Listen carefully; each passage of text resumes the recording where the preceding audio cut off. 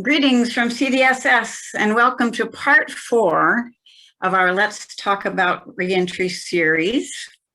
This evening we'll be focusing on legal questions and other burning questions. And we are very grateful to know that there were literally 550 registrants for this web chat. So we are aware that it takes a village and there are 550 people in this village this evening. So we're grateful that you're all here. I'm Linda Henry, the CDSS Community Resources Manager, and other staff members that you'll be seeing are Sarah Pilzer, our Operations Manager, and Katie German, our Executive Director, and our newest staff member, Joanna Reiner Wilkinson. And behind the scenes, we have Nikki Perez, our Membership and Development Coordinator, and Crispin Youngberg, our Office and Registration Manager. We'll start with some tech tips from Sarah. Thanks, Linda. So in this age of Zoom, many of you are already familiar with these screens, but just in case you need help navigating around, if you're using a desktop version of Zoom, you'll see on our shared screen here, the left side will reflect what you're seeing. If you're on mobile, it looks a little bit different, but the thing to notice is where the controls are, either at the bottom of your screen for desktop or in the upper right-hand corner for mobile. And that's where you'll find things like turning on the chat. If you turn on and off the participant tab, you'll be able to find your own name in the participants list. And if you haven't already, feel free to rename yourself, including your pronouns. The other new thing that we've started doing is there's an option for a live transcript. If you need subtitles, there should be a little, in the control center, there's a image of a closed caption and it says live transcript. If you click on that and then select show subtitle, it'll show the subtitles. If the subtitles are already going, you can click there to turn them off if you don't want them. Next slide. While we are in screen sharing mode, if you need to adjust the size of the screen, there's a bar in the middle of the screen that you can drag to the left and the right that'll either make the slides bigger or the video portion bigger. You can also adjust whether it's full screen or not by going to the upper right-hand corner if you're on desktop, and it'll say view, where you can switch between full screen or speaker view or gallery view. But while the screen is being shared with our slides, those videos will all show up on the right-hand side. So the other thing to note is that right now we have chat set that it will only go to the presenters. So throughout the presentation, you can put your questions into the chat and we'll be receiving those for our question and answer portion. And then later on, after the formal presentation part, we'll open up chat so that folks can say hi to each other. I think that's about it. Back to you, Linda. Okay. So the purpose of this web chat is to support organizers of music, dance, and song communities as you are making many decisions and doing your best to navigate through this time of emerging from the pandemic. So in order to support you, we're offering this web chat, which will include a panel with a lawyer and an epidemiologist and our insurance manager from CDSS and a dance organizer.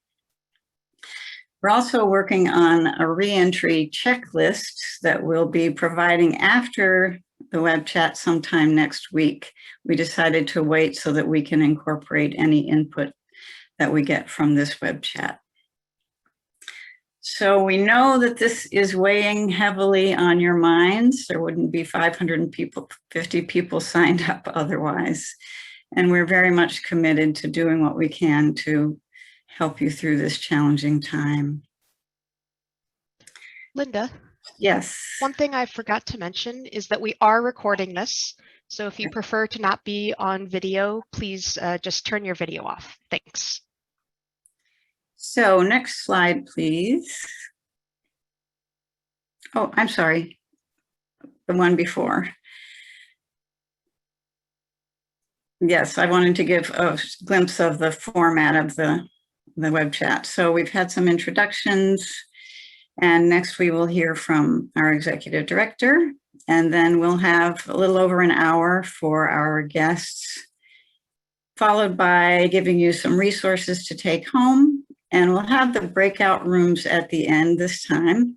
And the purpose will be to meet in small groups to see if any of you still have questions that haven't been answered, and see if people in your group might have suggestions for you.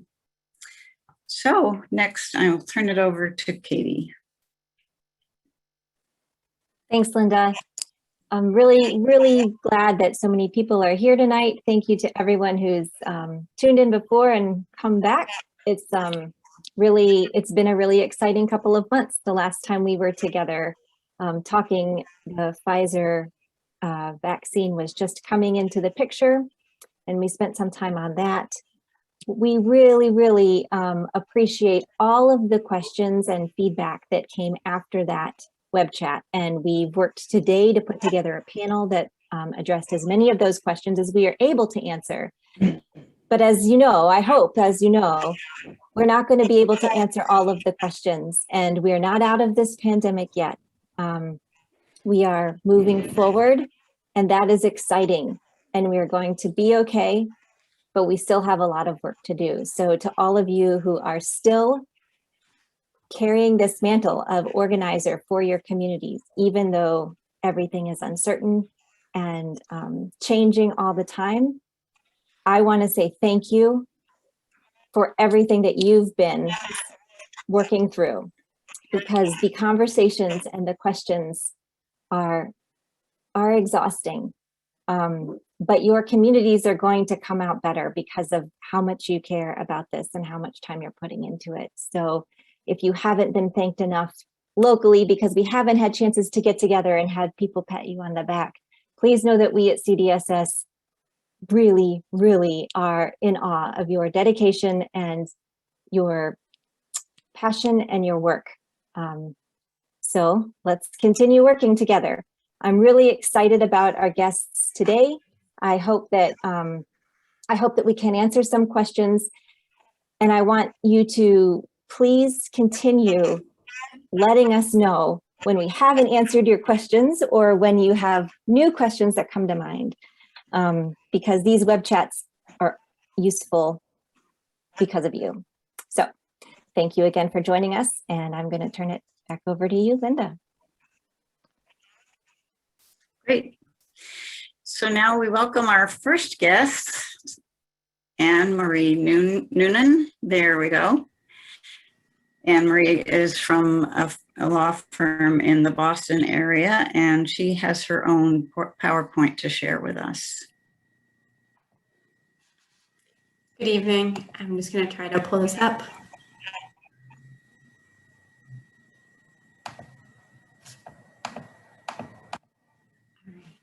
Thank you for bearing with me for that moment. So nice to meet you all. My name is Anne-Marie Noonan, as Linda indicated, and I'm here to talk a little bit about the emerging landscape for your spring programming. I specifically titled it Spring Program because, as Katie mentioned, these are really emerging issues that seem to be changing literally as we speak. I know when I first got contacted, I had some different points that I won't be bringing up now. So with that, let's start talking about, here we go. So as Katie mentioned, and as I'm sure most of you know, the CDC has obviously approved a vaccine for children over the age of 12 and adults. And in many areas of the country, it's now readily available for those who want this vaccine. So questions are starting to arise. Should organizations require their participants to show proof of vaccination in order to partake in an event? Unfortunately, this is not a simple yes or no question. The EO, the Equal Employment Opportunity Commission, has indicated that employers may require vaccines in the workplace. So many people think that might carry over. What many employers are finding, though, is the answer is not so simple. This ends up being somewhat of a case-by-case analysis based on a lot of circumstances. And so we're going to spend a bit of time talking about those because it seemed a lot of questions related to this. organizations are going to have to assess a number of things in making these decisions.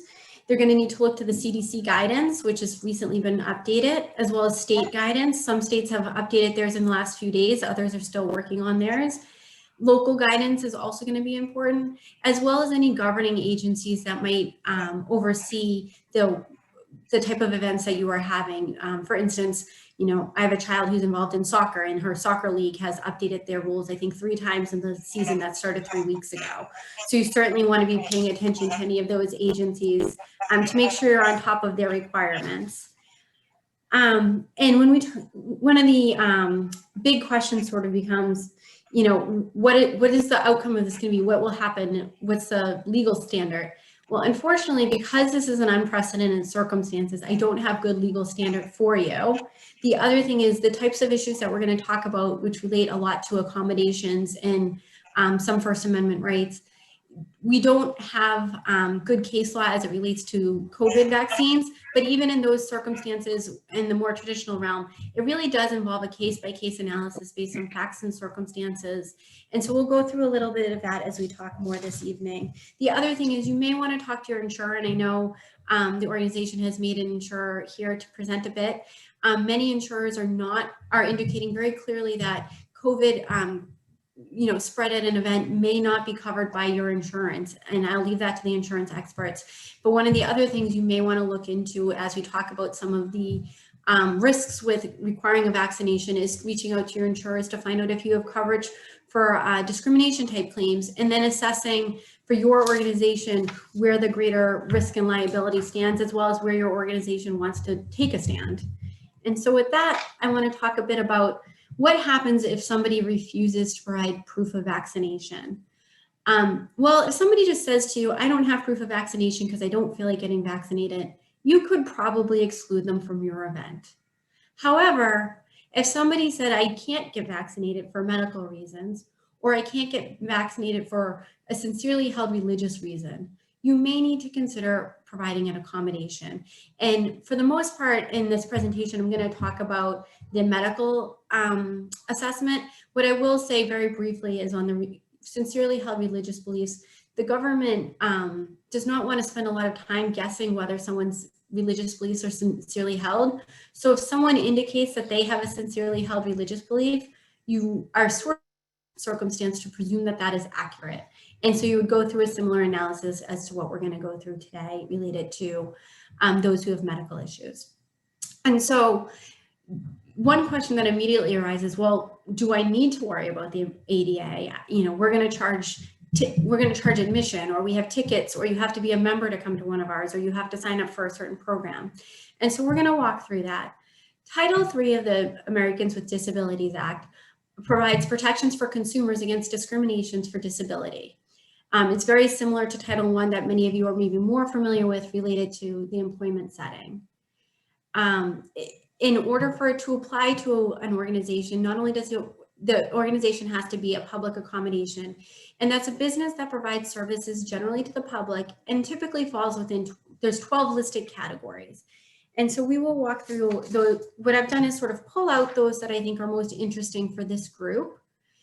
Lodging, some of you may be providing some overnight programming, places of entertainment, theaters, concert halls, maybe where some of your gatherings may happen, places of public gatherings, convention centers, auditoriums, places of recreation, places of exercise and recreation, gyms, places with food and drink, restaurants and bars. And then I've included the last one, places of education, elementary, secondary, and even private schools. And the reason I've included those is one thing that's very important to know, that even if you look through these and you think, I'm not sure that I am a public accommodation, and therefore I don't think I have liability. If your event is being held at a place that is a public accommodation, then what you need to know is the landlord or the owner of that property has the same obligation to ensure that they are not discriminating based on disability. And so they may not call that out, and they may not talk to you about that. They may not raise that issue for you when you say we're going to hold an event here and we're going to require vaccination. They may say, fine, here's our standard template, which is likely to include a provision called indemnification, which means if they are sued, they will expect you to either take on the case for them or take on their liability at the end of the suit. And so it's important for folks to think about this, whether the event they are holding would constitute a public accommodation or whether it's at something that would constitute a public accommodation. And one other thing is I know that there are some camp organizations involved, and looking at the American Camp Association's website, it appears they think that camps are likely public accommodations, at least your standard typical camp. And in Massachusetts here, where I'm from, the U.S. Attorney has actually, in prior cases, treated even private camps as public accommodations. So what I think the takeaway here is it's a broad protection that sort of applies very broadly. One question that I know comes up is, what if I'm a private club? What if we're not open to the public? And so private clubs are exempted from these protections. What is important to understand there, though, is the definition of private club is very specific and very narrow. It has to be a membership organization in which the members control a high degree of the operations of the organization. There has to be a selective process for joining and becoming a member. And there are often substantial membership fees charged to be part of a private club. So it's not just we're going to call ourselves a private club there, and it's not something that maybe even is a private club in many people's mind, but something very specific under the law. The other thing to note is that private clubs can actually lose their exemption under the ADA if they're open to non-members as a place of public accommodation. So if you think about, well, we're going to go to a country club that is a private club that you have to be a member to typically go to the country club or a golf club, but they have a hall that they rent out, right, for non-members. So you don't have to be a member to rent out their hall. Anyone could do it for all sorts of different events. That hall that they are renting out for that purpose is no longer exempted and becomes a public accommodation. And therefore, again, they as a landlord would be subject to ADA requirements, and so would you therefore as part using that space. So why are we even spending all this time talking about public accommodations? Under the ADA, if somebody poses a direct threat, you can determine whether or not you need to provide them an accommodation. And turning back to the EOC, it has indicated that COVID can be a direct threat because it causes serious health injury and or death to individuals. So the question becomes, can that risk be reduced to a manageable, appropriate level? And that's really where I think a lot of the focus turns on. And this is a changing benchmark. You know, early on in the pandemic, before there was widespread transmission, it was somewhat easy to tell maybe where somebody, well, it was easier to trace where somebody might have gotten it. Well, there's been widespread transmission. I know we've got somebody who does contract tracing, so I'll leave this bit to her expertise, but it became more difficult for a period of time. And as we, start to hopefully emerge from this, it may become again a bit easier to track where somebody got it. The other thing is a vaccine, right, may reduce the risk of people contracting it. We know that that's the whole purpose of the vaccines. And so therefore, whether or not COVID remains a direct threat may depend on how widespread it is and whether or not most of the population is protected from it. There again, if there was some sort of treatment for COVID, that also may impact this analysis. So that becomes a bit of a moving target.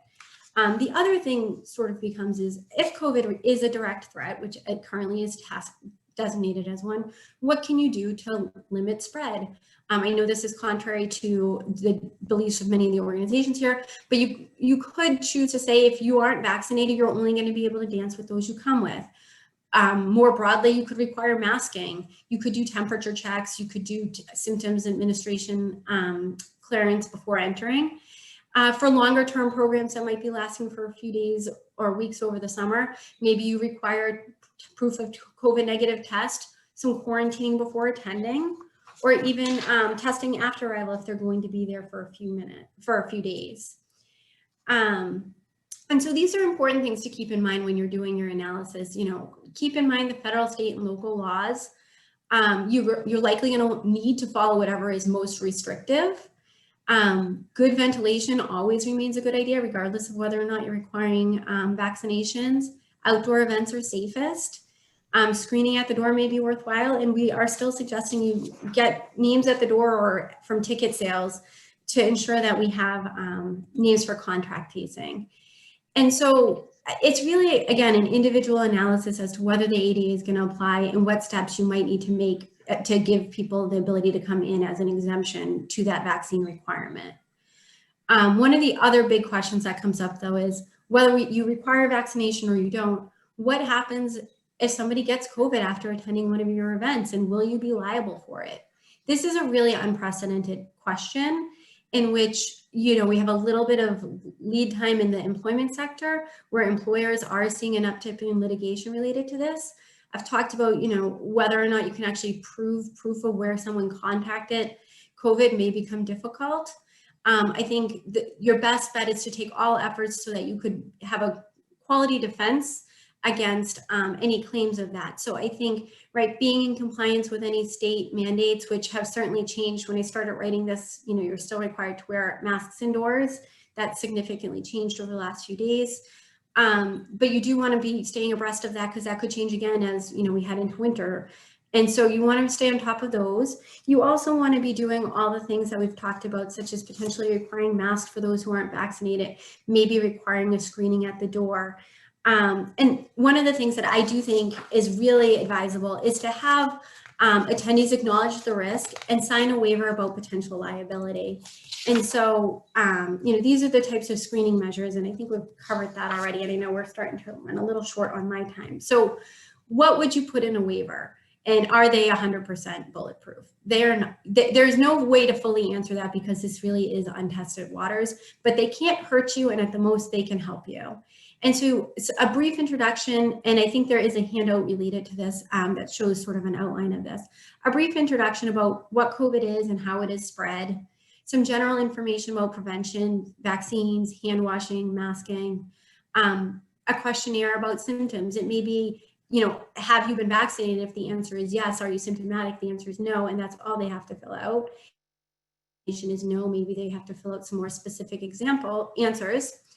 Then an acknowledgement that they're taking part knowingly and voluntarily, and that they're assuming that risk, and that they're going to waive any rights to sue you and release you from any claims should they contract COVID following your event. And again, whether or not they're able to prove that is going to be questionable, and whether or not a court, when they're to remove some of the restrictions that have been in place, you know, I think that also may change the landscape of whether somebody may or may not be held liable. But that's sort of yet to be seen as we're just starting to enter that area. And so I think I'm close to my time, but I did want to open it up, Linda. Anne-Marie, you can have a little more time if you need it, okay? It's fine. The time is fine.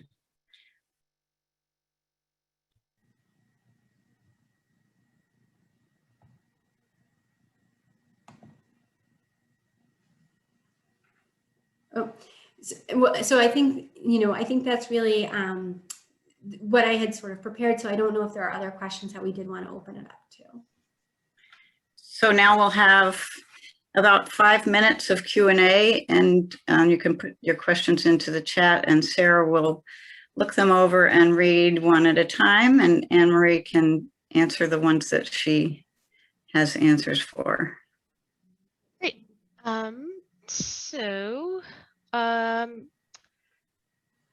You've covered some of this already, but if a group decides to ask for proof of vaccination, are there ways we can include people who are not vaccinated while keeping them safe? And I'm not sure if that's an question you can answer, but.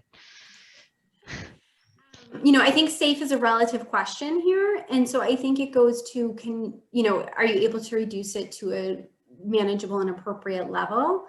And so I think that's where assessing some of the options that have actually been in place while we didn't have vaccines, you know, that includes, you know, maybe allowing them to enter, but you may want to cohort those who come in together who haven't been vaccinated. You may want to require masking. You may want to require some distancing. I know that is sort of probably not possible in these events, but things like masking, hand washing, symptom screening, I think those are probably your best bets for managing the safety risk of having them enter.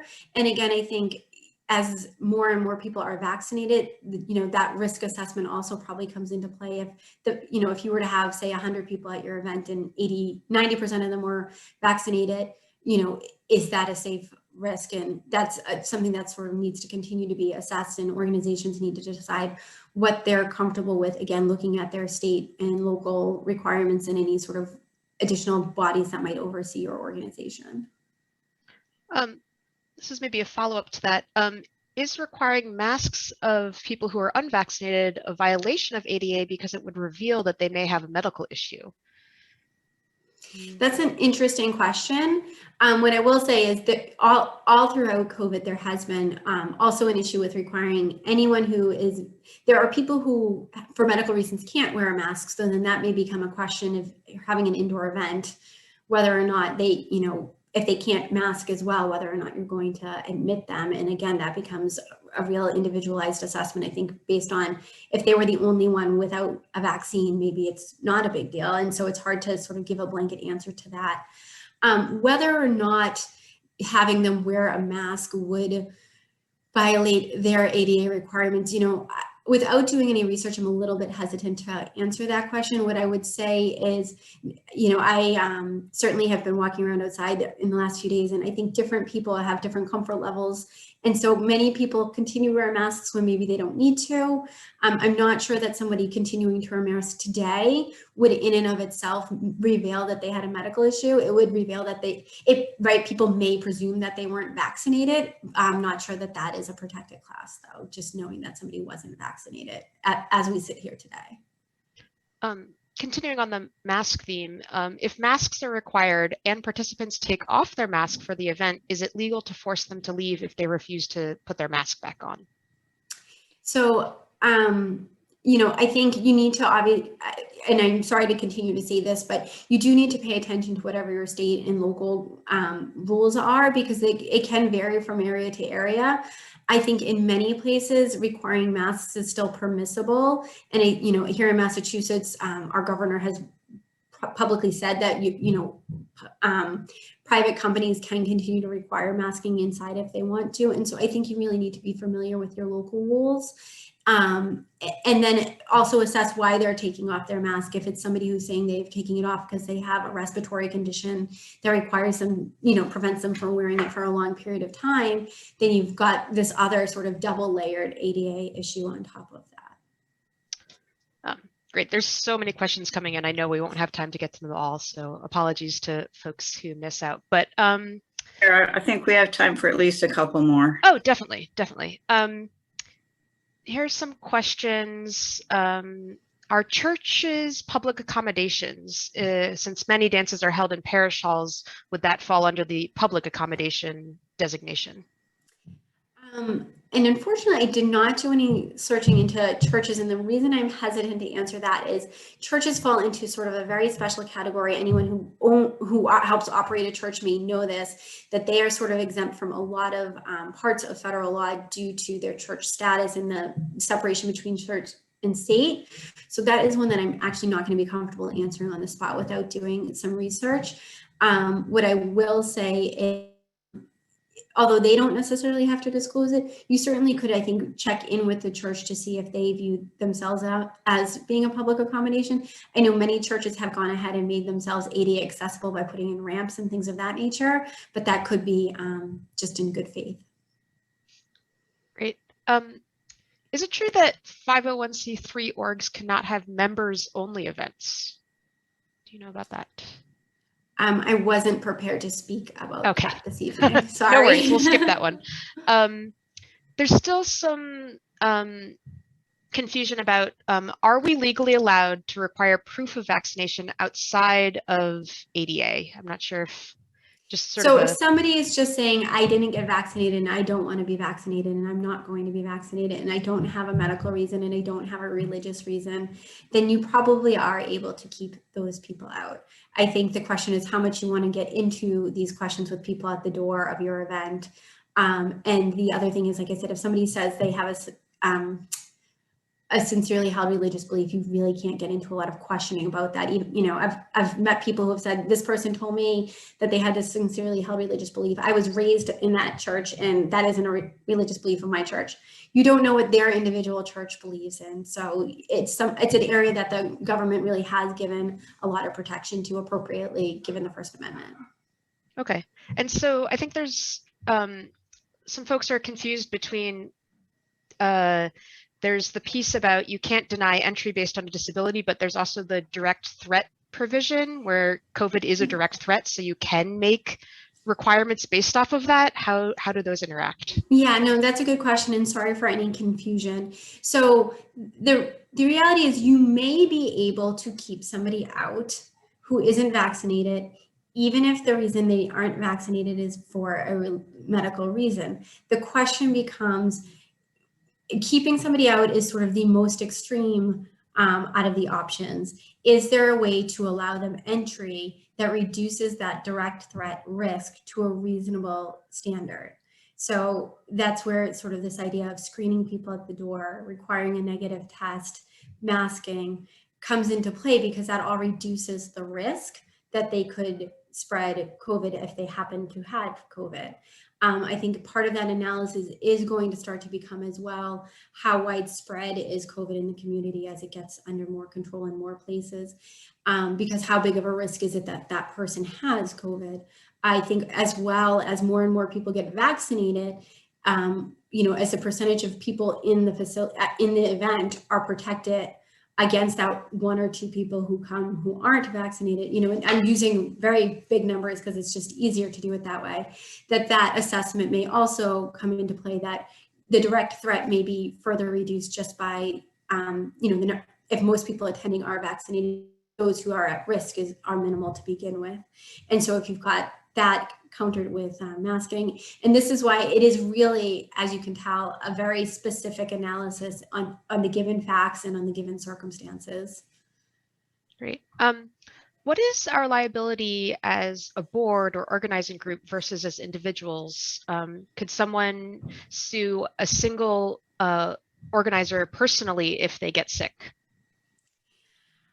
Without knowing exactly your role in the organization, it's hard for me to probably answer that, right? I think many organizations, I will say, have director and officer liability. Some organizations also have volunteer and employee protections. That's something you probably want to check in with your organization to find out about. And without having more details, it's probably harder to answer that in a specific way. Right.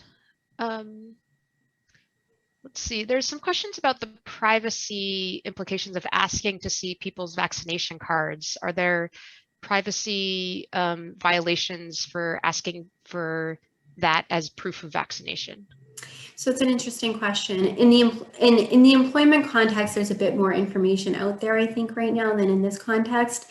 You know, typically requiring somebody to get a vaccine or typically requiring proof of that is medical information that many employers are sort of advised to stay away from doing. Here, where there's been a sort of tie into why you might want to do that, you are able to sort of ask for proof of that. What you would not want is to, in giving the vaccine, you have to ask a whole bunch of medical questions ahead of time. You don't want to ask those questions. You don't want to find out anything other than yes or no, they've gotten the vaccine. And so you do need to sort of be careful about it. You know, I would probably admonish about collecting copies of them. I think just having, you know, whether it's the person at the door checking or whether you have them attesting to the fact that they've gotten it even. And I think those are assessments that organizations are going to have to make as we sort of move forward, whether they're actually going to require proof of seeing it or if they'll accept somebody attesting that they've gotten it.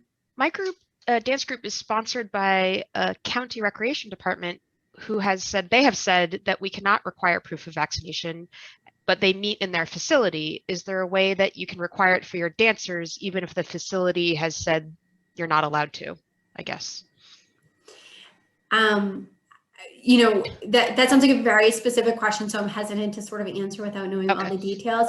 I think if the place you're hosting it, you know, if it's a county facility, it's probably not merely a public accommodation, but literally a public facility.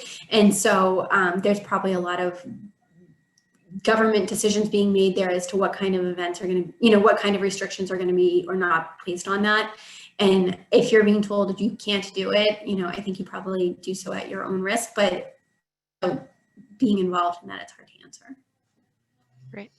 I think this has to do with sort of the vaccination status of protected class, but would it be, would charging different prices based on vaccination status be okay? Do you have any thoughts on that? I haven't heard that one yet, so you know, I'm always hesitant to answer something I've never heard of on the spot. I would probably be very careful and cautious about doing something that I wouldn't advise a client to do. That is what I would say. Great. There's a bunch of questions about the difference between callers and musicians who are hired to work the dance versus the people coming to the dance. Are there differences in what you can require of the band and the callers versus the attendees in terms of requiring vaccination? So that's an interesting question. I have heard a lot, I've seen a lot of commentary that if you're not requiring your employees, and in this case, I'm not positive whether your dancers and your callers are employees or contractors, but I have seen a lot of guidance out there that, you know, if you're not requiring your employees to be vaccinated, you may really have a tough time requiring your attendees to be vaccinated. It seems a bit uneven. And I think if they are your employees, then you've got to go through the same analysis, but in the workplace setting, which actually may, I think, have a higher standard because people's interest in their jobs and their livelihood, I think, is going to be taken even, you know, at a higher level of concern than people's ability to attend events that, while important to them for sure, are not, you know, maybe viewed slightly differently than a court if somebody were excluded from work because of their inability to get a vaccine. How are we doing on time, Linda? We've got time for one more. Okay. Let's see. If we require pre-registration, what might we put in the pre-registration documents to mitigate organizational risk? That's a good question. I think the same types of waivers the same types of things you would want to put in your general waiver, so that you'd almost be having them fill out the waiver in advance. And so you want to make sure that you're noting, you know, what COVID is right at a high level. You know, it's a communicable disease spread from person to person. You would want to note that, you know, it does currently exist in the community. You might want to require them to check whether or not they've been vaccinated, whether they have any symptoms. You know, I know travel is still on a lot of waivers. I think that's probably a holdover at this point, although, you know, as things change, it may become more important again to be asking those questions. So I think including those types of questions so that somebody's been screened to sort of be cleared to come. And then again, having them acknowledge that they're taking on this risk knowingly and voluntarily and waiving their ability to sue and bring claims against you.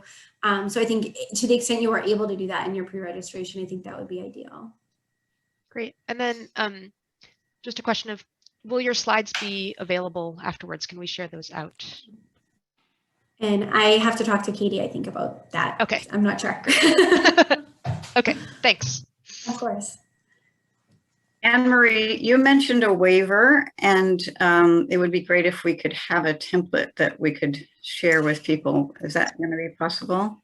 So I had provided, I think in advance, an outline of a waiver and sort of that goes through these different things I've been suggesting you include. It's not more specific than that because where this is a national meeting and a national a group, I am hesitant to provide language for various jurisdictions that I may or may not know about and may or may not have practiced within. And so it's more of an outline of the types of things you want to be including. And I think that is available to be shared. Okay. So all participants listening now, we're going to find a way that we can share whatever Anne-Marie is able to share with us. Okay, well, thank you so much, Anne-Marie. It's been great to have all of your input. Next, we have Ben Williams, a CDSS staff member. And we'll get a glimpse of him on his slide. There we go. Ben is our sales and insurance manager and has a bit to say about the CDSS insurance policy that's available in relation to COVID. Thanks, Linda. Hi, everybody. Nice to see some of your faces. I've exchanged emails with many of you, so it's nice to see the faces behind the emails. So I just have a couple of short things to share with you. And the first and most important is that the CDSS general liability policy, which we offer to our affiliates, does not cover any COVID-19 related claims. So sort of full stop, not covered. And as far as I know, there aren't any policies that are covering COVID-19 related claims, at least in terms of general liability policies. The NFO policy is not covering that. I don't know of any policies that are. Policies that had in the past been able to cover that usually are being changed. Ours was changed this year to specifically exclude communicable diseases and COVID. So that's basically not going to be covered by any insurance policy anywhere. We mentioned directors and operators insurance, and just so you know, that is not included in our policy. If that's something you're interested in for your organization, you can let me know via email, and I'd be happy to connect you with our insurance agent who has been able to provide that in the past. Again, not going to cover anything COVID-19 related. Another thing to note is just that the policy we have is a general liability policy. So that means what would need to happen is you'd need to be sued, you need to lose that suit, and then you could submit a claim to be reimbursed. So that's sort of the process. What that means is it doesn't prevent you from being sued. There's nothing that can prevent you from being sued, unfortunately. So waivers are a good idea, and that's something you should look into, but those aren't going to prevent you from being sued. They can help you in the case that you are sued. And another thing to note is just the dates for our insurance policy. Our insurance year runs from May 1st of this year through April 30th of next year. So we're just sort of at the beginning of our insurance year, and you can join the insurance policy at any point through the year. So if you're unsure about whether you're going to hold events now, but it looks like you might hold events later, as long as you can give us a couple weeks heads up, we can get you covered under that policy. And so that's what I would suggest you do if you're unsure about whether you're going to be having events this year. Go ahead and wait and just let us know in the future. And I believe that's most of what I have to share. There is an FAQ on our website too, and I'm updating that with questions that I hear. So you can check under the insurance section on our website and see if your question has been answered there.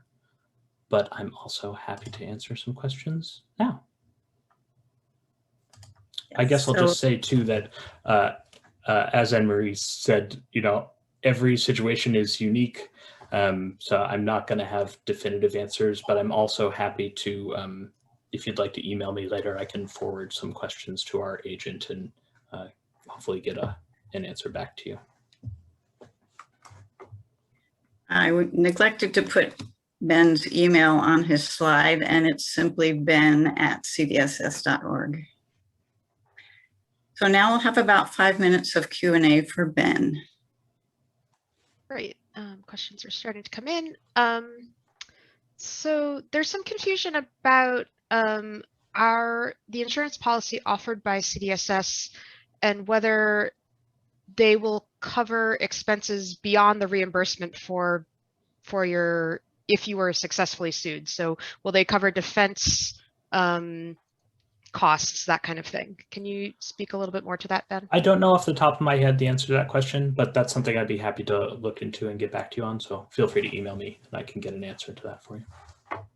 Okay. Let's see. What happens if you are sued and you win?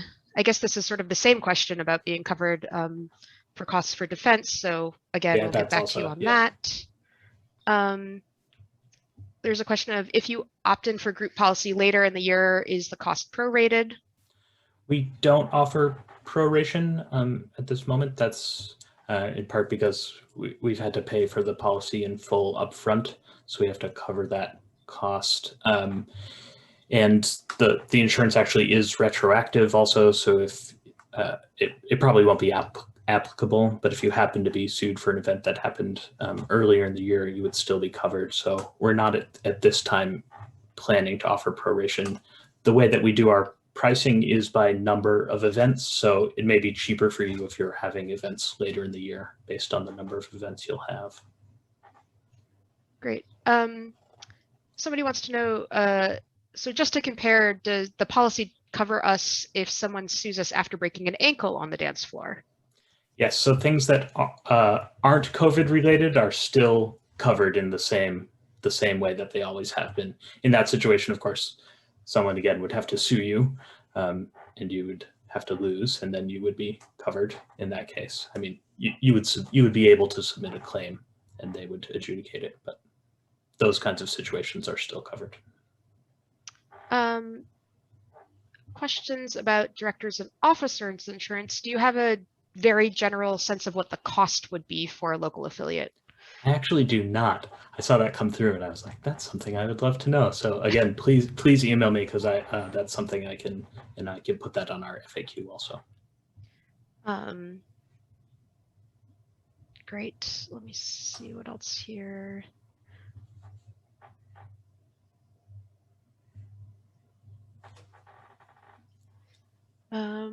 Since we have discontinued events for the year, is there any possible refund for less use of insurance?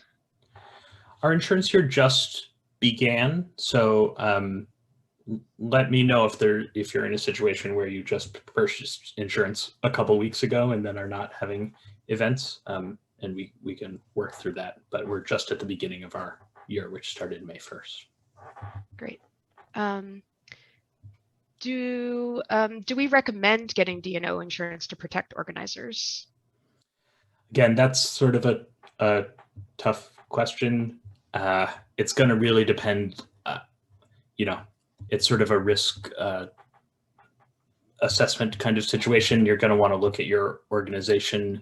If you're a large organization that has a lot of assets potentially, or is running a lot of programming, your exposure to risk from suit is higher. If you're a tiny organization running one dance a month in a library, you have less risk.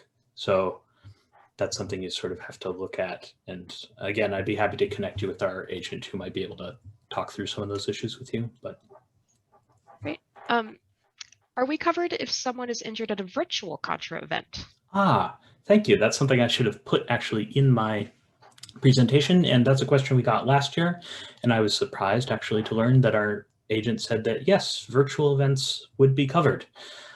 Again, it's a situation where you're holding a virtual dance and somebody injures themselves at home and then sues you for that and then wins, but you could submit a claim for such an action. What types of injuries are covered other than physical injury? Food poisoning, emotional harm, anything? I do not know the answer to that question. So yeah, if you'd like an answer, please email me. I'll forward that to our agent also. Great. Do you know what process would happen if a lawsuit is COVID related? My understanding is just that the claim won't be accepted. So in a normal sort of process, you'd say we were sued, we had to pay this amount. Here are the details. We'd like reimbursement. And in the case that it was COVID related, the insurance company would say, "Oh, it's COVID related. Not even going to take a look at it." That's my understanding. If you want some more detail, let me know. Yes, and there's been a few suggestions. The questions that we aren't able to answer tonight, we will post. We can add those to the FAQ, so they're not just going to the question answer. That we can send them to everybody. Just letting folks know that. Let's see. Does losing a suit include a negotiated settlement that includes a payout to the suing party? And I'm not sure if this might be more of a lawyer question than a Ben question, but. I don't know the answer to that question. Anne Marie, if you do, go ahead and jump in. But Yeah. I'm not comfortable knowing Yeah, the answer to that's that at the moment either. Again, feel free to, or we can add that to the list, and I'll be happy to forward that. Our insurance agent is going to have a good Thursday, I'll tell you. Are board members personally liable in suits against 501c3s or just the organization's assets? That's something I'm not sure about. Again, I think it's going to depend on the details of the suit, you know, and I don't know whether being a 501c3 makes a difference in that case. I think it's the situation of whether, you know, who's named in the suit. Is the person going to be suing members individually or just the organization? Certainly they could do either. Great. In a normal year, approximately how many CDSS affiliates are actually sued? Do you know the total number of cases? I'm not totally sure, but it's very few. And I think there are years where there are none. Great. If you are sued, huh? One more. Okay. Just one. Great. If you are sued, is there a requirement to notify the insurer even before there is an outcome? I don't know the answer to that question. So yeah, okay. I'll add that to our list. All right, great. Well, we are collecting all these questions and we will get those answers posted on the insurance FAQ site. Thanks, everybody. Thank you, Ben. It's great to have personal attention for individual questions. Okay, next we have Michael Warshow, who is from Arlington, Virginia. And she is our resident epidemiologist for the next 25 minutes. So listen closely and gather your questions. Michael is also a supervisor for a contact tracing response team in COVID-19. So take it away, Michael. Thanks, Linda. Hi, everybody. Thank you, CDSS, for having this really important web chat. I got a lot of questions from CDSS, and I'm going to do my best to answer all of them. And just one warning is that I'm not going to tell you what to do. So I hope nobody's disappointed that I can't give you black and white answers. I think you've probably figured that out already. But I want to provide you with enough information to make decisions for either your community or yourself. I'll start with addressing the new guidelines from CDC in relation to the resumption of dancing, singing, and music gatherings. For the purpose of this talk, I'm just going to focus on dancing, but the same concerns are going to apply for singing and music events as well. So according to the new CDC guidelines, people who are fully vaccinated, meaning 2 weeks after their last vaccine, may resume the normal activities that they were doing pre-pandemic. Fully vaccinated people may do this, quote, without wearing a mask or physically distancing, except where required by federal, state, local, tribal, or territorial laws, rules and regulations, including local business and workplace guidance. And I think Anne-Marie did quite a thorough job explaining all that.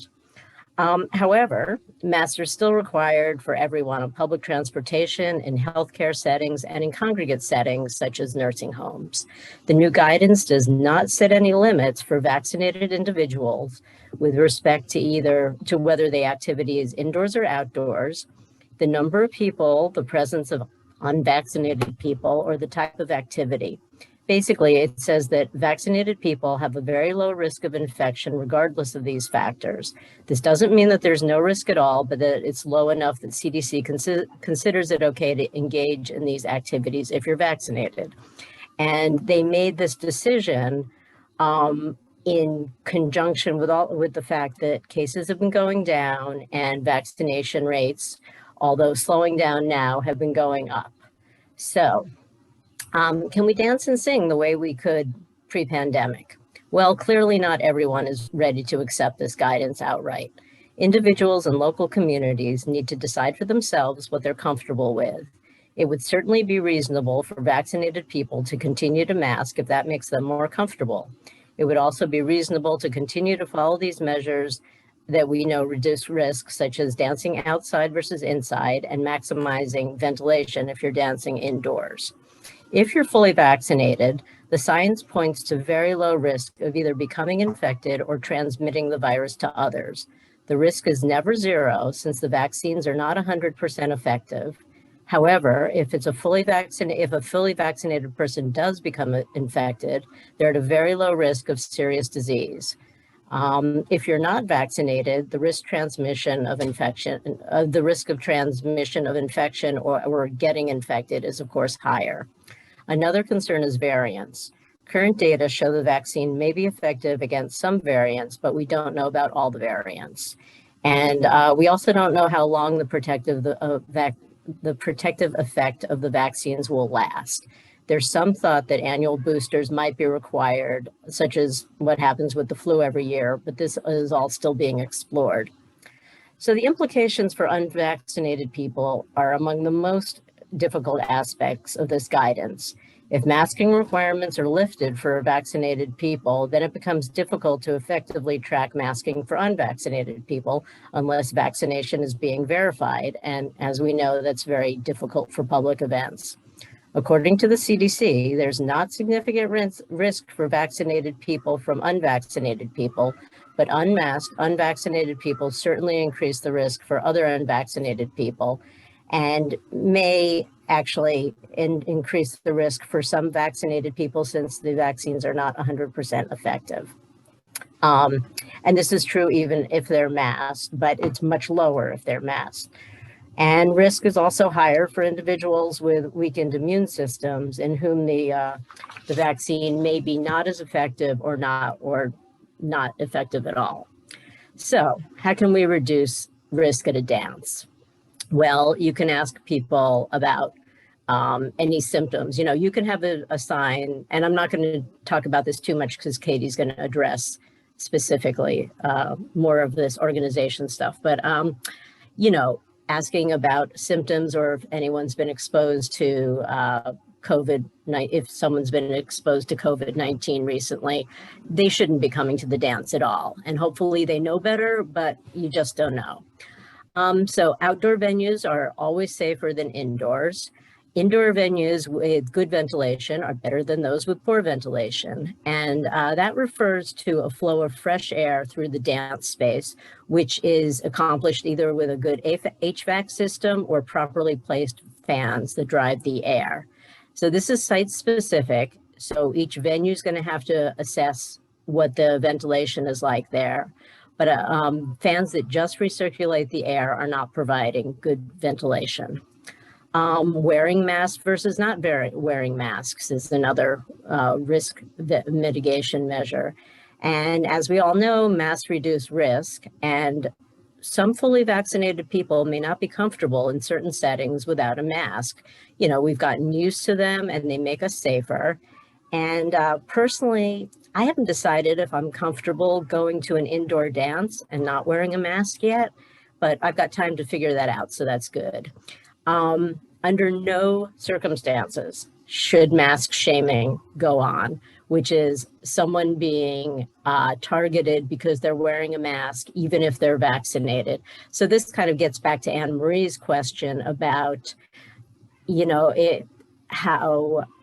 if somebody is either unvaccinated or vaccinated but wants to wear a mask, you know, are they comfortable with themselves, with people potentially thinking that they're vaccinated and not vaccinated?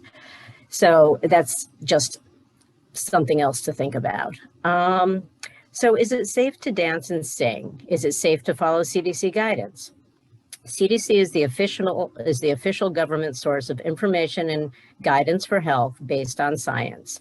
Their guidance is that the risk is low enough to resume normal activities for fully vaccinated people. Local or venue guidelines, which may be more stringent than the CDC, also have to be followed. So, you know, your state may not require people to mask indoors, but the venue that you rent every week may require it, in which case you have to follow the venue guidelines. So we can't tell somebody that it's totally safe to dance, and we shouldn't try to encourage people who are reluctant to go back to dancing or singing or playing music.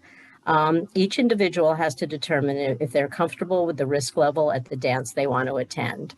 The exact same risk level will seem very low to some people and too high for others. People have to assess their own level of risk. You know, do they have underlying health issues? Do they live with an immunocompromised person?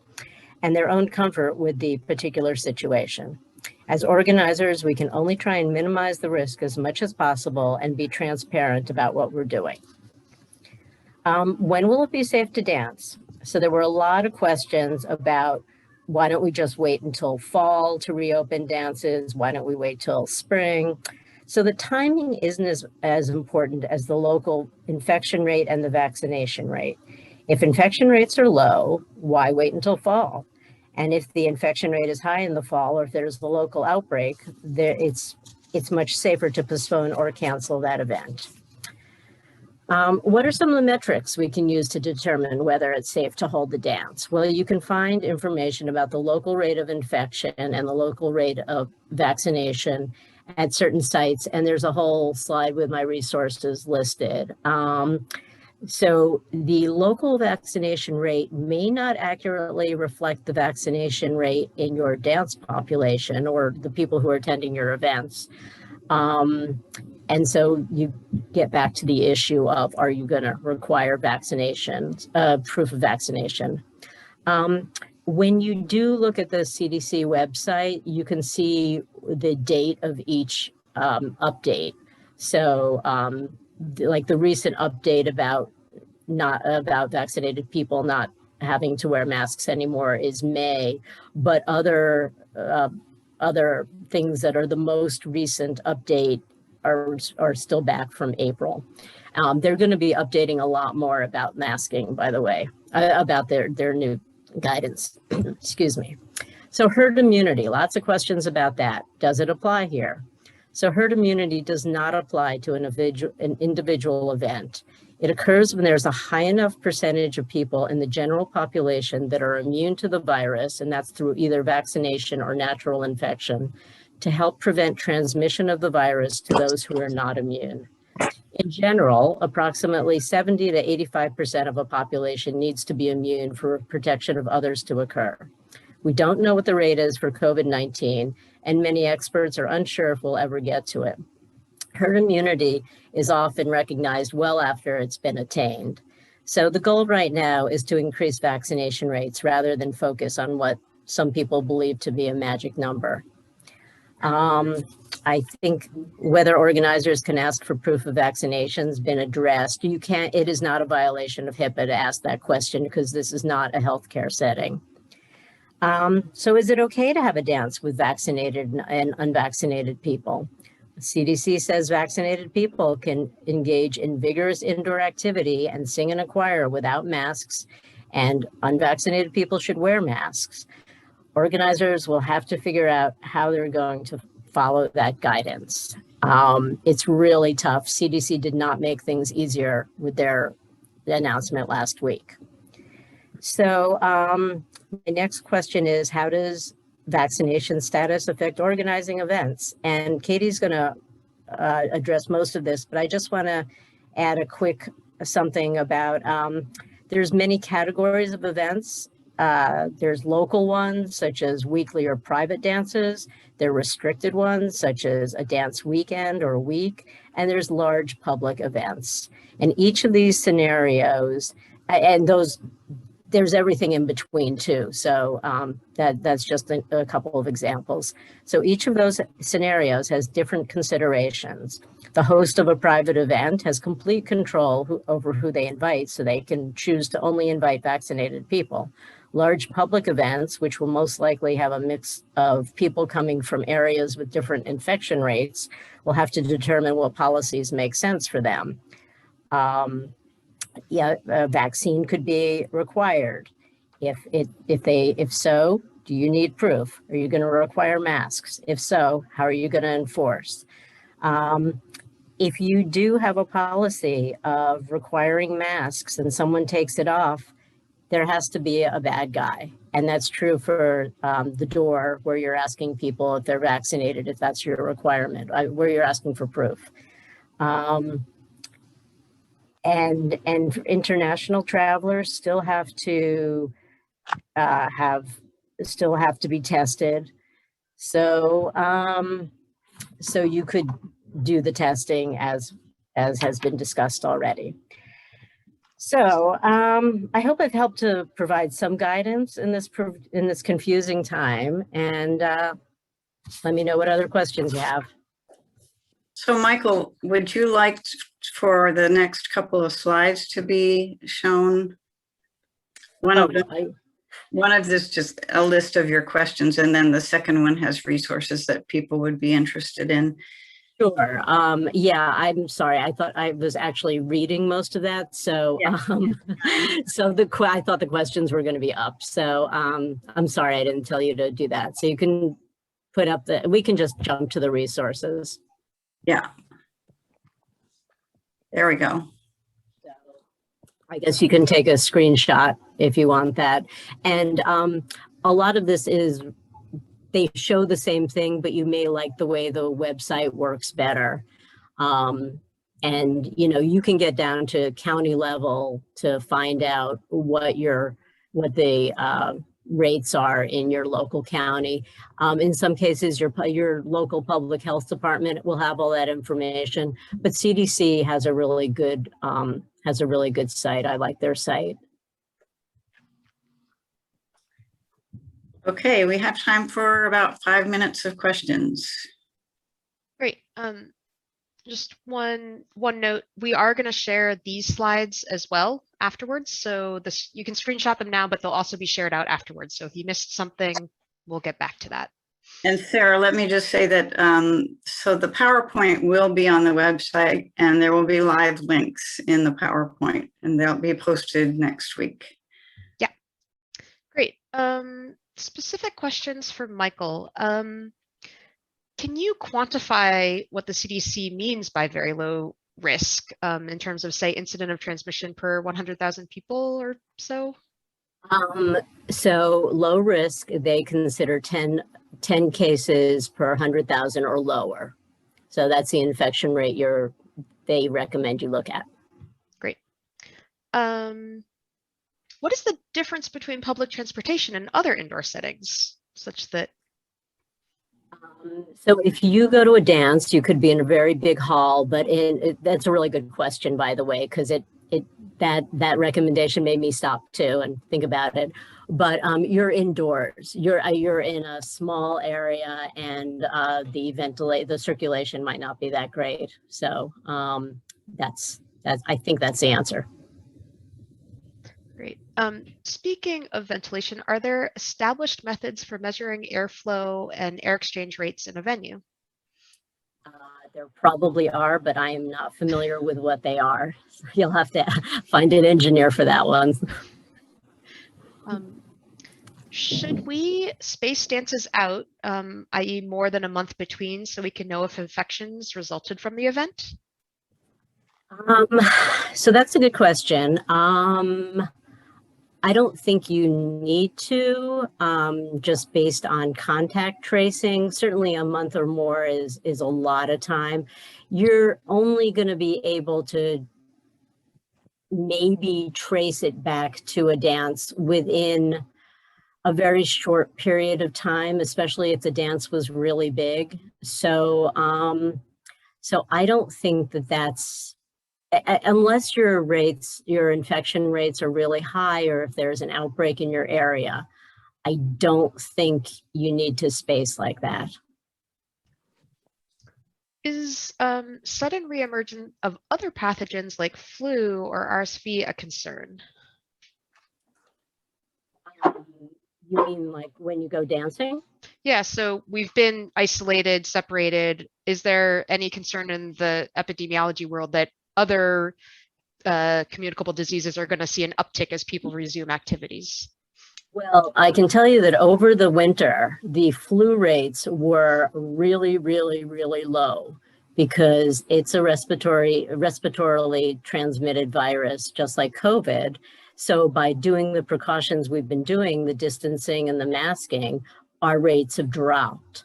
And so we're probably going to see higher rates of flu next year, but I don't think and probably any respiratorily transmitted disease because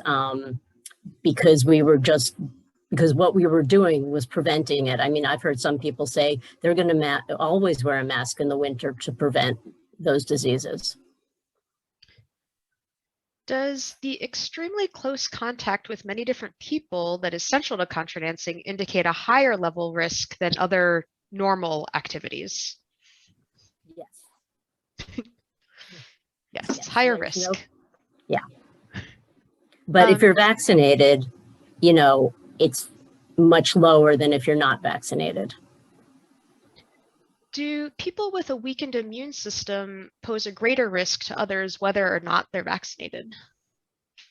Well, they probably have a higher risk of becoming infected and therefore being able to transmit it to someone else.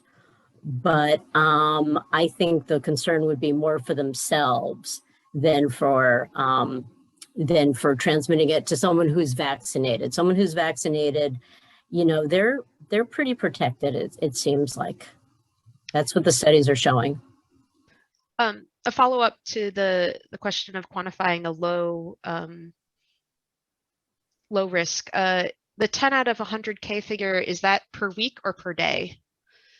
It's a rolling average for 7 days. Okay.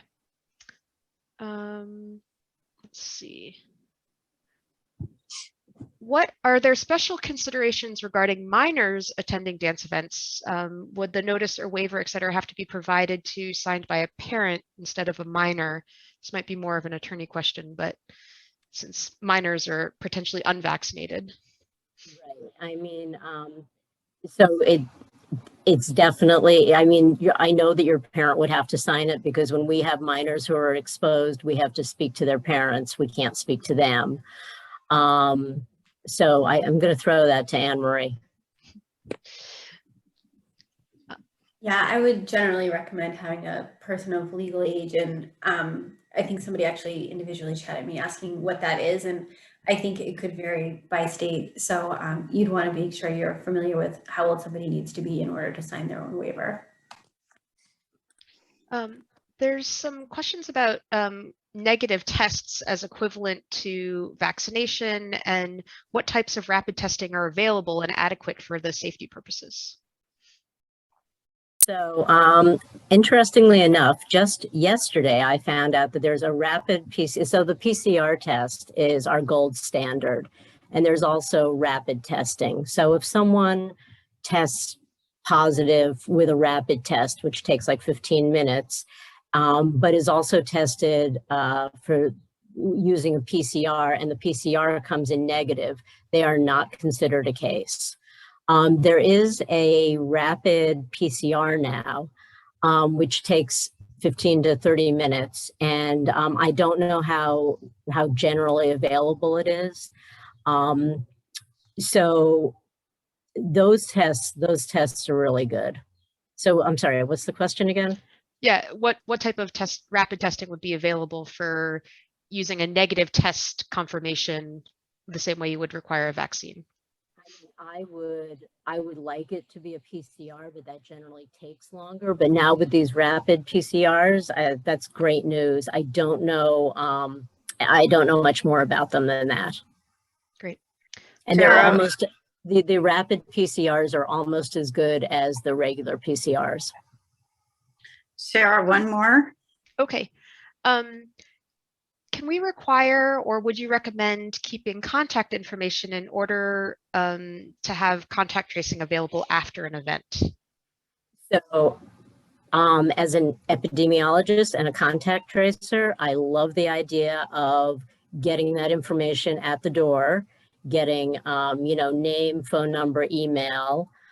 There are different ways, if there is an exposure at a dance, that you can go back, that you can get that information to the public health department. In terms of legality of that, that's I don't know how that works. And how long you have to, you might have to get rid of that information after a while. I don't know about that. Anne Marie? I think for a while here in Massachusetts, organizations and buildings were being required to get that information. Certainly as restrictions maybe are removed or modified in different states, I suppose there may be some changes. I know some organizations have real hesitancy. I don't know if my computer is doing that for others, but have hesitancy to try to collect that information due to concerns that it might interfere with people's privacy. So I think you probably need to look at local concerns.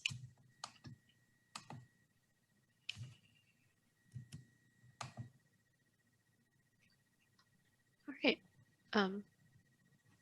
Back to you, Linda. Is there any one more burning question? Oh, sure. Let's see.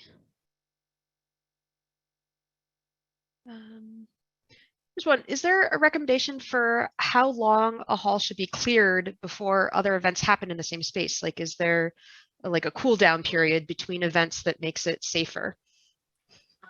I don't know, but my guess is, a place that's better ventilated probably doesn't need as long as a place that's not as well ventilated. I don't know if there's a standard for that. Okay. So Michael, thank you so much for filling us with all of that really helpful information. It must have taken, I know you spent a long time preparing for this, so we really appreciate all that you've given us. Well, it would have been easier if if CDC hadn't changed things. Well, thank you for being so flexible. Okay, and next we have Katie Olmstead. Next slide, please. There we go. By the way, for those of you who know Doug Plummer, this is a photo of the back of Katie Olmstead taken by Doug. So Katie has been dancing since the 1970s, both English and Contra, and is very involved with the dances that happen in Greenfield, and in fact was co-originator and co-organizes the fourth Saturday Experience Contra Dance series.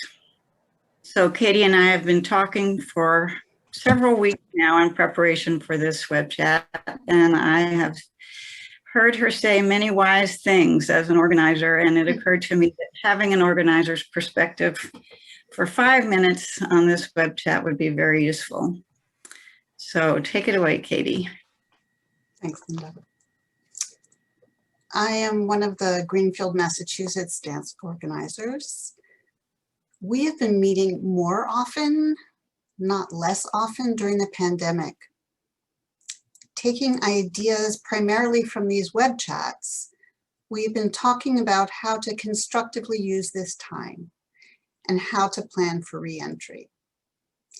Some of our topics have been exploring fresh advertising streams so as to bring in new dancers.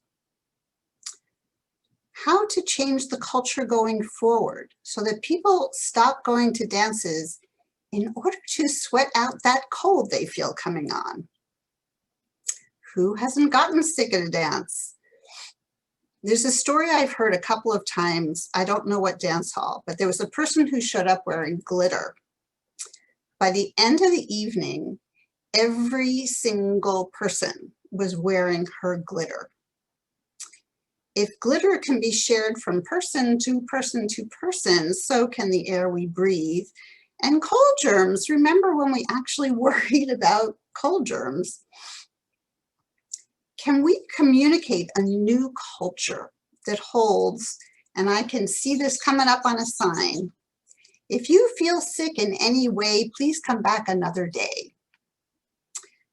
This is an opportunity really to reset how people think. We are asking if all our dances will resume at the same time, Or will we need to take into account that some organizers might feel ready sooner than others? We have 8 nights, 10 nights with different organizers over a month. What would that look like? How will we communicate to our community about the need for proof of vaccination? Who is going to play the heavy by monitoring dancers before they even get into the hall? Another question we have, and this has obviously been talked about, will we need name and contact info for contact tracing? And should we add in a signed disclaimer, as has been talked about, in case someone contracts COVID? What would the process be should someone report that they got sick? Should we have a conversation with a local public health person before we reopen? How long do we save tracing records? The mask question. What about masks? Would they provide a sense of safety or just be annoying, since they aren't all that useful once they're sweaty? A wet mask might help a little, but not a lot. The question that I hear in my head a lot is, if we need masks, is it too soon? For us, we dance in a beautiful historic Grange Hall.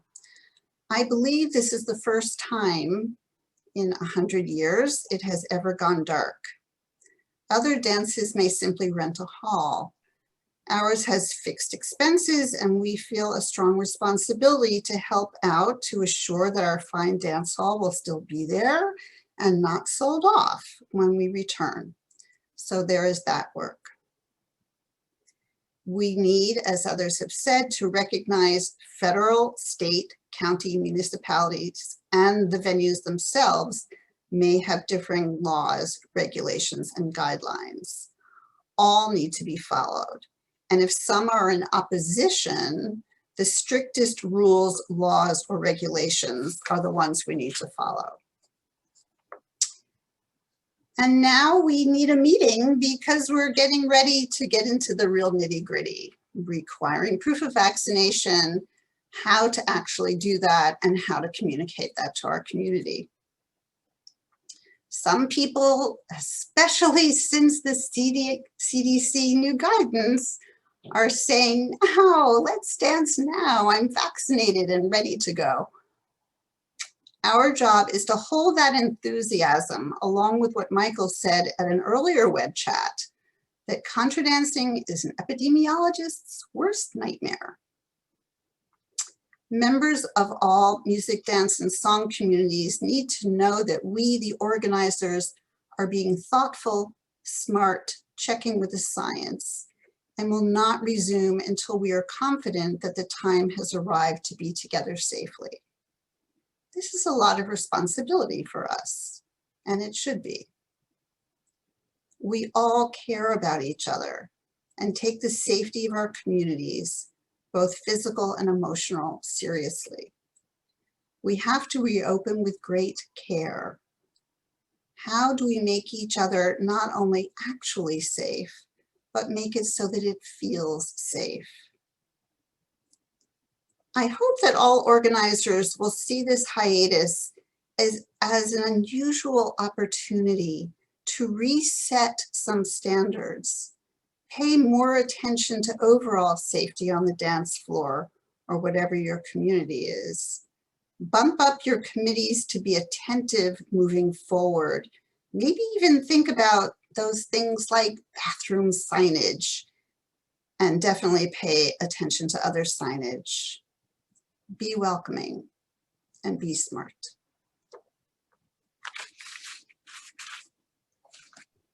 Thank you so much, Katie. Everybody, we're going to skip the Q&A for Katie, and she was happy to share her perspectives as the journey that her group is on. So now we will be moving on to hear from to share some resources. And our first slide, next slide, Katie, will be explained by Joanna Reiner. Wilkinson, who is cooking up some great new programs for everyone. And this one is specifically COVID related. Hello, everyone. Thank you, Linda. So as Linda mentioned, I'm Joanna Reiner Wilkinson, and I'm still relatively new in my job as Director of Programs for CDSS. And part of our new online program initiative is this monthly online series that we're calling Common Time. And this will happen every third Monday starting in June, and it will start at 7:30 Eastern Time. And every month during this series, we'll feature different speakers, use various formats, and cover a different area of content. And our first program is on June 21st, and our panelists, Lisa Greenleaf, Sis Hinkle, Kalia Kleiben, and Ben Sachs-Hamilton will talk about what dancers will need, want, and expect once in-person dancing resumes, and what do callers and organizers need to do to get ready for that, how they can work together to help rebuild the community and create successful events. Registration for that program will go live next week, and we'll send you an email about it, so please stay tuned for that. And we hope to see you there and at every third Monday program, Common Time. And I'd also love to hear from you. If there are topics you think we should cover in this program, please do reach out, and you can get to me directly at joanna@cdss.org. Thanks, Linda. Okay. We're going to zip through some resource slides that are a bit behind time. So here we go. More COVID resources from CDSS. Please check out our portal. There's a COVID section with information that has been updated as we go along. And that's also where we will be providing the reentry checklist that's coming out next week. We have a crowdsourced list of online events, and you can submit your event online. There's the link. And we have a way of supporting our gigging artists, and there's a link for that too. Next slide. And quickly to run through more resources from CDSS, our portal, Shared Wait, which is a listserv that has many different aspects, our grants program, web chats, of course. You can find information about all of our web chats on the website. CDSS newsletter comes out quarterly if you're a member, and there are often articles that are important and useful for organizers. Plus, we offer one-on-one support from our staff. So feel free to be in touch with us about any challenges that your community is encountering. And Katie German has a bit to say now. Yeah, I wanted to just take a moment and say thank you, but also just kind of put some framing on what we just heard tonight. And I'm sure we all have our individual framing, because risk level and safety are individual decisions, which makes it maddening. It's maddening to not know what are the things, what is the magic recipe for when it's safe to come back to dancing.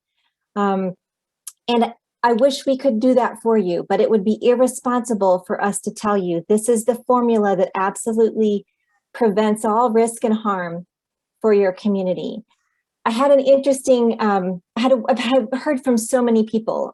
One musician reached out to me recently talking about her decision-making process for taking gigs and not taking gigs right now, or planning ahead.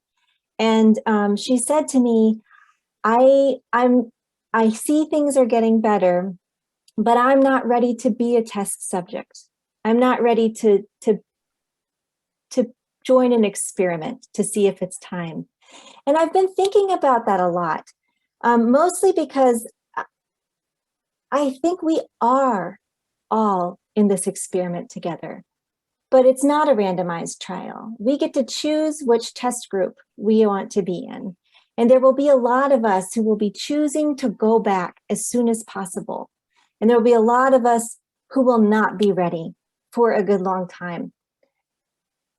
My hope for our larger community different and varied though we are, is that we can resist the urge to shame and attack and fight amongst ourselves, and think of us as one big experiment together. Because without the people who are boldly giving it a try, if they aren't trying it and they don't want to communicate with the rest of us about trying it, we aren't going to be able to learn from those situations. And we need to be able to learn. We need to have good communication across the board, so that as people are conscientiously and carefully trying their first steps back, we can learn from that, and we can share, and we can become stronger. So I wanted to just take a moment to put that out there, that we are moving forward and we're not all going to be in step with each other. And as dancers, that's very unsettling. We like to be in step with each other. We like to be on the same phrase. We like us all to come in and end together, but that's not the situation we're in. So I hope that we can continue working together, make our own decisions, listen to others as they make decisions that are different to ours, and support each other and help each other through. I think that's our best path forward. And I really, I'm so grateful for the perspectives we got tonight, the legal lens, the insurance lens, the public health lens, and then Katie, your words as an organizer were just spot on. So thank you. That's my soapbox spiel that I wanted to squeeze in at the end of this. And I hope you'll stick around and join breakout groups. Back to you, Linda.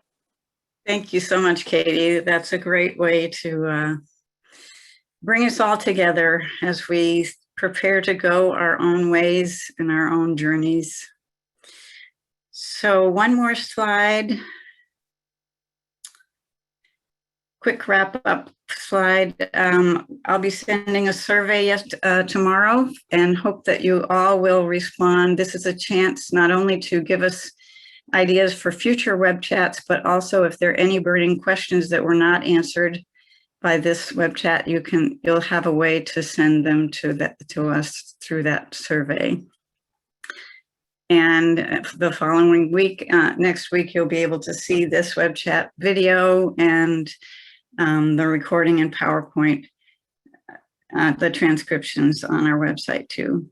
So we'll be posting announcements when it comes time for the next one. We never quite know when that's going to be. So keep your eyes out for that. And we welcome your questions and comments.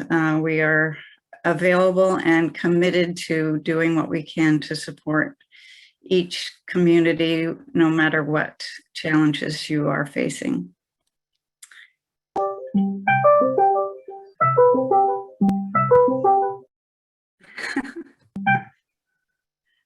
So next slide, for those who are interested, we will have breakout sessions, and Crispin has made the arrangements to have breakout rooms of 5 to 8 people. And I'm asking everybody to briefly share who you are and what tradition your group is, and any question that hasn't been answered. There may be people in your group that have answers. And then we'll all join back in the main Zoom room at 8:45. Okay, Linda, give me just a moment to get this all set up, and here we go.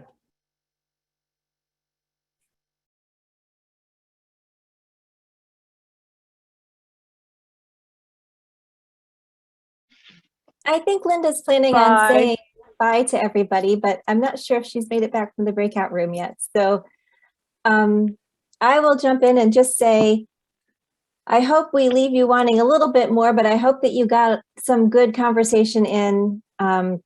Please do send us your questions. We are going to work really hard to get this web chat slides, the transcript, update the Q&A, the template for the liability waiver of liability, and a checklist that kind of summarizes the things that our guests tonight said that we need to all be monitoring and going through and making sure that we're on top of. So give us a few days. We'll get that together as soon as possible. And I think we're ready to say goodbye. And we're going to unmute, let everybody unmute and send love across the waves. Thank